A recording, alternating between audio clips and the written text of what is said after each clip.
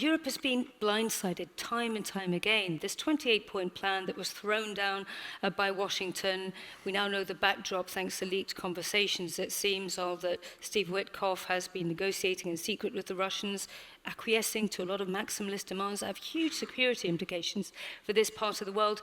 But it's not just the 28-point plan. It's the ambush in the Oval Office of President Zelensky. It's the Anchorage summit during which Europe was cut out. It's even Gaza. How did Europe lose its diplomatic hand? It's lost it steadily. I mean, obviously, Ukraine matters enormously to Europe, and it matters enormously to Europe that Russia does not in any sense win for Ukrainians' own sake, for European security, and for principles of justice and international law. But it is the US's view under this administration that Europe does not much matter, which is why talks are happening in a way that, as you described, repeatedly tilts towards a US-Russia dialogue, leaving out Europe and indeed often Ukraine. And how did that happen? Well, it's happened in different ways.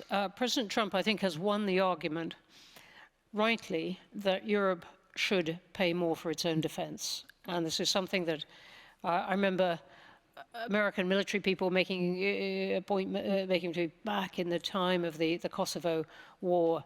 So this has gone on for decades and decades, and indeed since the Second World War.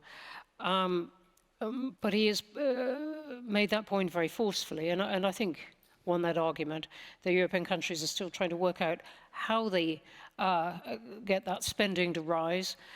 We were talking earlier about how in the UK's case you get population to wean themselves off welfare and benefits and put that money into defence, a very unpopular direction.